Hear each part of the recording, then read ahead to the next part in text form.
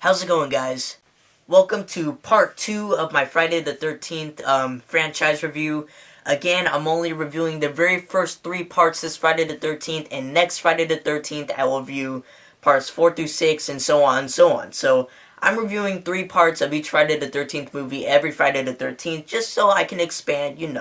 I'm not going to review the whole franchise in one day, but yes, today we are going to review Friday the 13th part 2.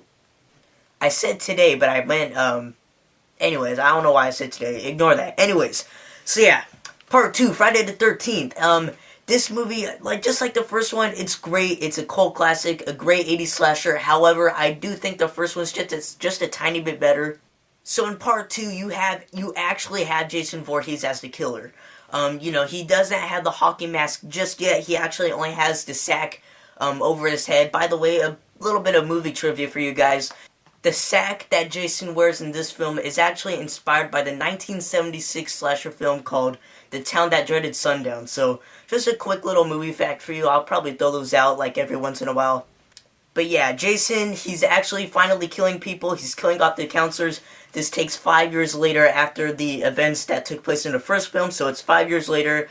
And then there you go, Jason starts slashing through people. You know the story, I really don't need to tell you, but just like the first film, this movie actually has a body count of only 10 people. 10 people are killed in this film, just like the first, which also makes this one of the lowest body counts in the franchise, along with the first one. However, there are many more weapons used in the film. Let me read them off to you. 9 weapons to be exact. There is a knife, machete, spear, claw hammer, barbed wire, ice pick, pickaxe, pitchfork, and Jason's bare hands. It actually says that, but technically there are 9 weapons used in the film, and the movie came out less than a year later, May 1st, 1981. So a little bit less than a year later after the first film. It also has a budget of over $1 million, which is more than half of the budget of the first film. Sorry guys, I'm having this speech impediment right now. I don't know what's wrong with me, but that's really much all I have to say about part 2. You guys hopefully have seen it. You know the story. You know Jason doesn't get his mask till the 3rd film, whatever.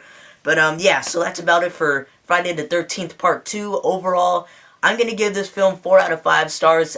In my opinion, it's not as great as the first, although some people would argue that it is, but my personal opinion, I think the first is just a tiny bit better. But they're all pretty much the same. Jason kills people, a lot of blood and gore, awesome stuff goes on. It's classic 80s slasher movies. So, but yeah, guys, thank you for watching this review. Do not forget to check out part 3, and I will see you guys later.